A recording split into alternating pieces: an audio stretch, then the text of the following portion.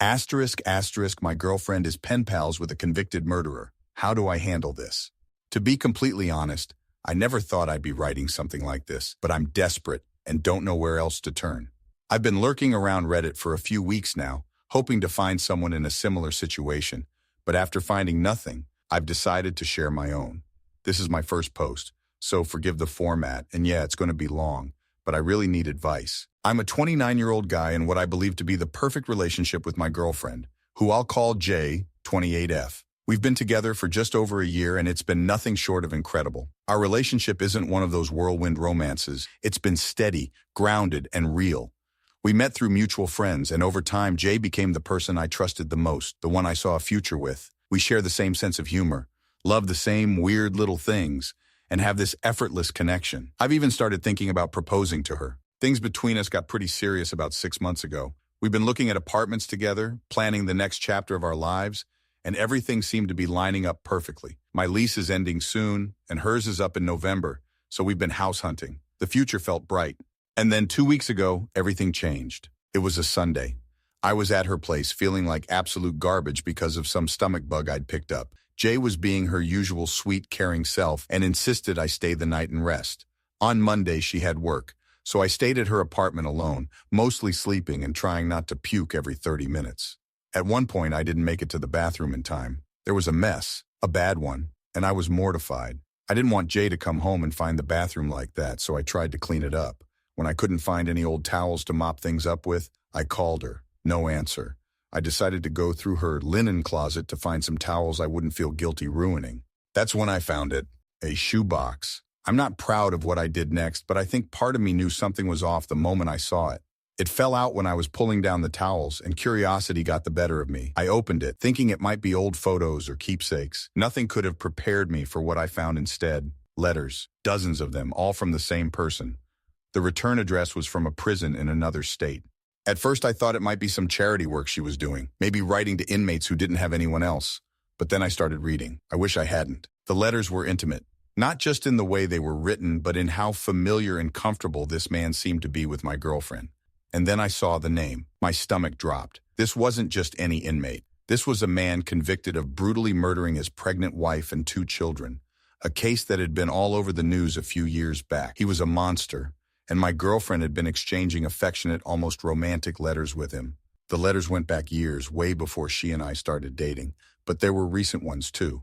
The last one was from just 3 months ago. I don't know what happened to me at that moment. Maybe it was the shock. Maybe it was my sickness, but I felt like I was going to be sick again. My mind started racing. How could the woman I love, the one who's supposed to be my partner, be in contact with someone like this? I put everything back where I found it, cleaned up the bathroom, and got out of there as quickly as I could. I texted her some lame excuse about feeling better and needing to get back home, but I couldn't even look at her.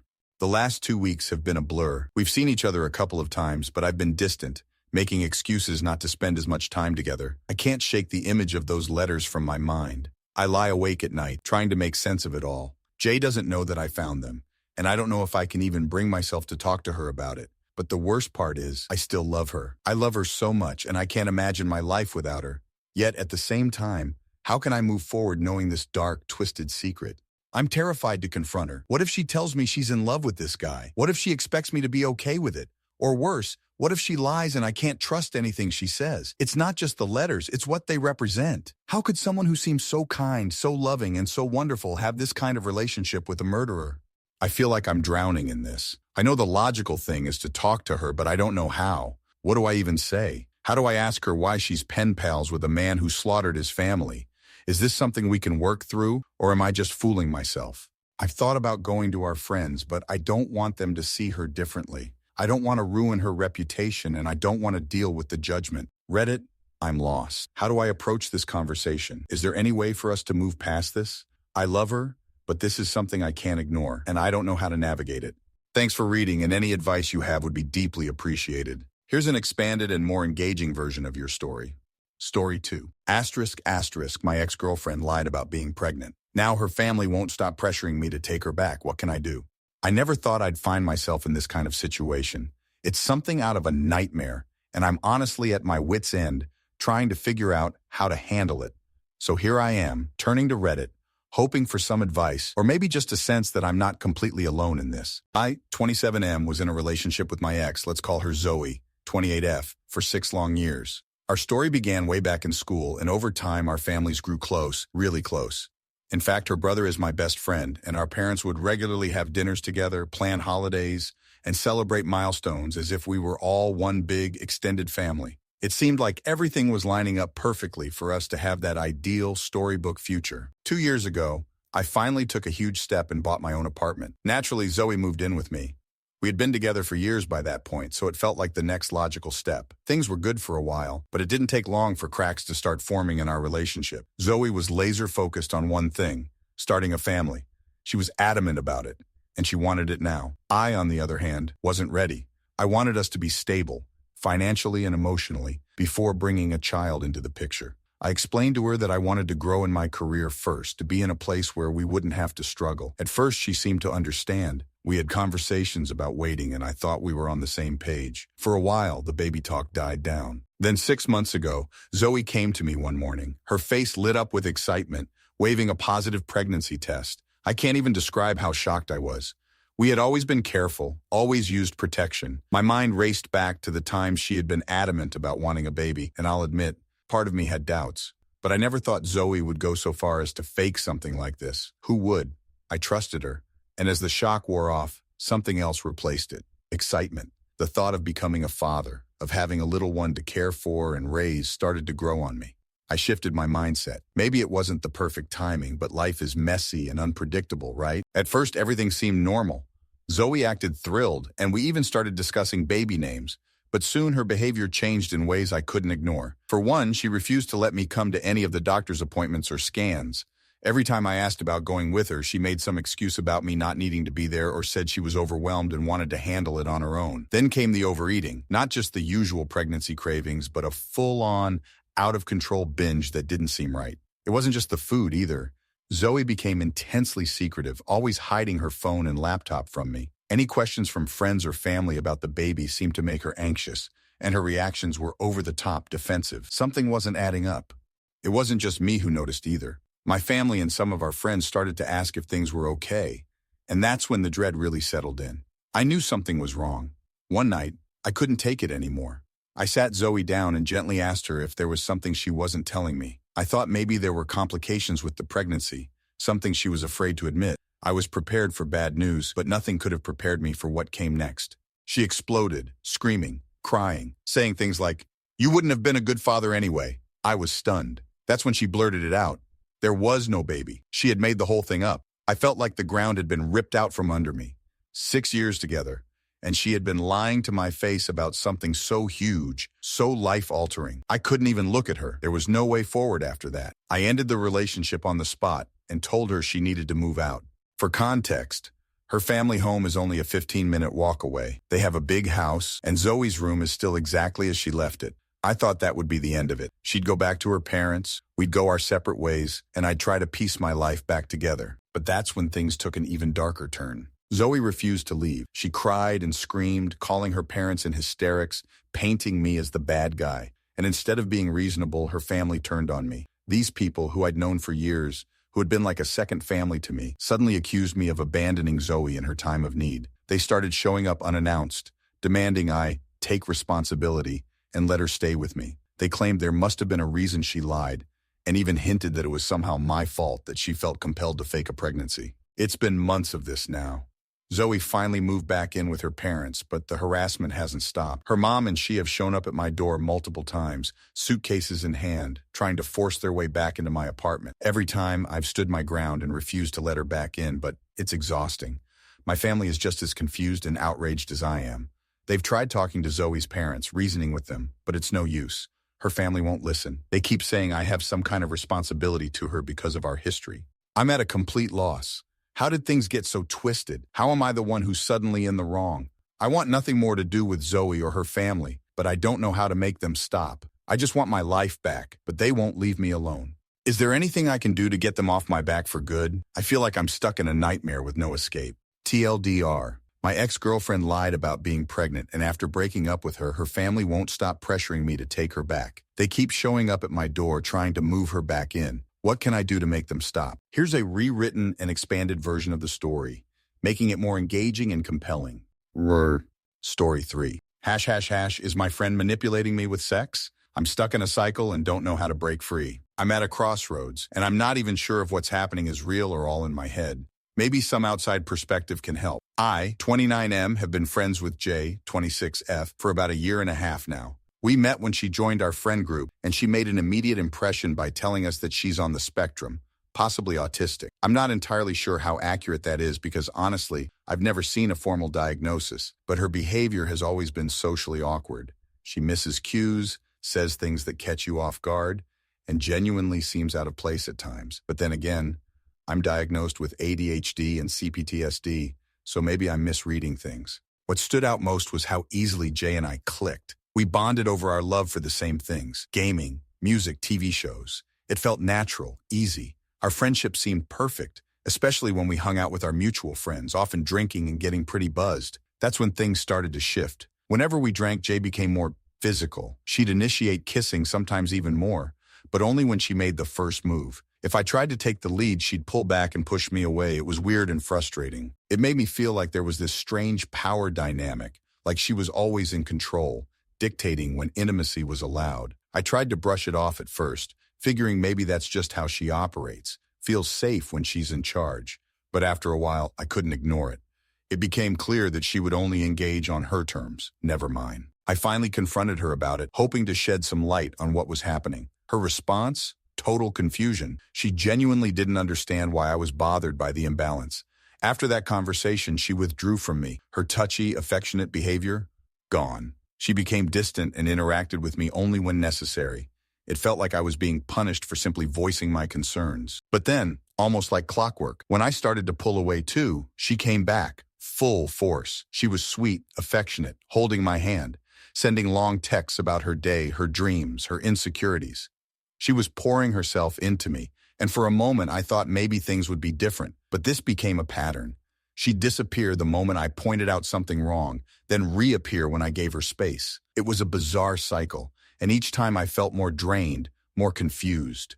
Things took a darker turn when Jay got into a massive fight with my best friend. MJ had been speaking with M's ex-boyfriend behind her back, even trying to hook up with him. Naturally, when M found out, it led to a huge blow-up, and Jay was essentially exiled from the friend group. The other girls shut her out, refusing to speak to her. During those 2 weeks, Jay became the most affectionate she had ever been with me. She texted me constantly, sharing music, confiding in me about her hopes, her fears, everything. She was all over me, physically and emotionally, and for a while it felt good to be needed like that. But as soon as M and J patched things up, the affection stopped immediately. It was like she flipped a switch. She didn't need me anymore. I started to notice this trend. Whenever Jay got into trouble or needed validation, she'd come running to me. But the second things were back to normal in her world, she'd vanish again. After the second time this happened, I couldn't shake the feeling that I was being manipulated. Was she using me, or was I imagining things? Jay's behavior outside of these situations wasn't any less puzzling. She constantly criticizes herself, saying she's not attractive or that she has low self-esteem, but then she'll stare at her reflection for what feels like forever, clearly admiring herself. When we're around others, she'll make offhanded comments about how fat or ugly people are, especially women.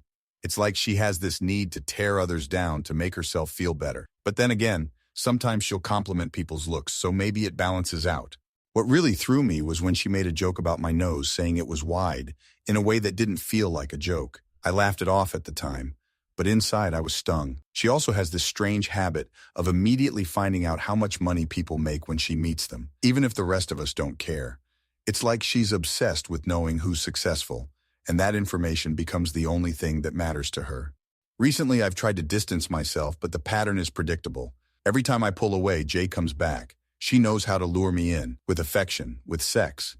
And the truth is, I have a hard time resisting. It's a strong motivator for me, and I hate admitting that. I'm starting to think that Jay might be manipulative, maybe even narcissistic. The dead stare she gives me when I confront her makes me question if she even feels anything about my point of view. It's like she's emotionally detached, while I'm sitting there, barely holding back tears. I've noticed some concerning behaviors too. Double standards, where she can take my stuff, but if I touch hers, she freaks out. She doesn't even know my birthday, and is only nice when I'm useful to her. She treats people based on how attractive or successful they are, and it's exhausting trying to keep up with her emotional ups and downs. So here I am, stuck in this cycle, wondering if I'm being used or if I'm just reading too much into things. I've seen suggestions that Jay might have BPD, but she doesn't seem emotional at all. If anything, she's cold. I don't know what to do, and I'm struggling to find a way out. Maybe it's time to let go, but I don't know how. Story 4. ###. My boyfriend has become possessive since I started my new job, and I don't know how to handle it. Hey, Reddit. Long-time lurker, first-time poster here. I've been mulling over this situation for a while, and I'm honestly at a loss for how to approach it, so I'm turning to you for some advice. A little background. I'm a 25-year-old woman, and my boyfriend, 29M, and I have been together for 3 years. Up until recently, things between us have been amazing. We've always had this shared understanding in our relationship that we're two independent people who don't try to control each other's lives. We've maintained separate friendships, including with people of the opposite gender, and it's never been an issue. For me, that freedom has been one of the best parts of our relationship. I've been in controlling and jealous relationships before, and I thought I'd finally found someone who wasn't going to put me in a cage. We've always communicated openly and honestly, and that's allowed us to trust each other completely until now. It all started a few months ago when I got a new job at a restaurant. I've been a server for years, but this new place has a different vibe, and I've made some new friends, including a few male coworkers. At my old job, I was really close to several of my male colleagues, and my boyfriend never had a problem with it. I've always been transparent, telling him who I'm with, where I'm going, and we even share our locations. In return, he's had his own close friendships with female friends, going out for dinner or hanging out at their place, and I've never blinked an eye, even though he's historically not as great about communicating those details with me. But something changed when I started this new job. It's hard to pinpoint when exactly, but I noticed my boyfriend would get visibly irritated whenever I mentioned any of my male coworkers. He'd say things like, "It's weird for you to talk about another man so much." And at first, I shrugged it off. I didn't want to upset him, so I stopped talking about them altogether. I didn't realize how much I was walking on eggshells until things came to a head recently. One night, after a particularly long shift, I went out to grab a bite to eat with one of my male coworkers. This is someone I've hung out with before, someone my boyfriend has even met. It didn't seem like a big deal, but when I called my boyfriend on the way home, he was furious. He said it was extremely weird that I would feel comfortable having dinner with another man late at night, and that it was disrespectful to him and our relationship. I did everything I could to validate his feelings. I told him I understood why he might feel upset, but I was also confused. Why was this an issue now? I've been doing this for years, hanging out with my male friends day or night, and he's never said a word. But then he dropped a bombshell on me. Apparently, it had always bothered him. He just never felt comfortable bringing it up until now. That revelation hit me like a truck. How could I have been so blind? I've been living my life thinking we were on the same page, only to find out that he's been quietly harboring these feelings of discomfort and insecurity. One thing he said keeps echoing in my mind. "Why would you eat with another man when I'm right here?" It felt like a punch to the gut. The problem is he claims he doesn't want to control me, but every solution he suggests, whether he realizes it or not, feels controlling. He doesn't outright tell me to stop hanging out with my male coworkers, but the message is clear: stop, or we're going to keep having problems. It feels like the only way to make him comfortable is to give up something that's always been a normal part of my life. I love him, and I want him to feel secure, but I can't shake the feeling that if I give in, it'll only lead to more restrictions down the line. I can't help but wonder where this sudden insecurity is coming from. I've never given him any reason to doubt me. We've always communicated well, shared our locations, and been transparent about our social lives. He's been cheated on in the past, and while I know that's left some scars, he's always prided himself on hating cheaters and being above that kind of paranoia. So why now? What changed? I thought maybe it was the new job that triggered it. Maybe it's the fact that I'm spending time with a new group of people. But I also can't help but notice how the dynamic of our conversations has shifted. Whenever I try to bring up a concern, the focus somehow ends up on him, his feelings, his needs, and I spend so much time defending my actions that we never actually address the root of the problem. It's like I'm fighting a losing battle, trying to get us back to the way we were before, but the more I push for answers, the more defensive he gets. I'm genuinely scared that if I let this go, it's only going to snowball into something bigger. Maybe today it's about me going out late with male coworkers. But what about tomorrow? Will I be expected to stop hanging out with male friends altogether? Where does it end? The thought of it makes me feel trapped, but at the same time I don't want to lose him. So, here I am, asking for help. How do I have this conversation with him without making him feel attacked or defensive? How do I make him understand that this new behavior is hurting our relationship without pushing him away? I don't want to feel like I have to choose between making him comfortable and living my life the way I've always lived it. I just want things to go back to how they were, where we trusted each other, communicated well, and didn't feel the need to control one another. I'd like to add that I've never once worried about him cheating on me. He's not projecting, and I'm not suggesting that he's acting out because of something he's done. But this shift in his behavior is really throwing me off, and I'm scared that if I don't address it now, it's going to spiral into something we can't fix.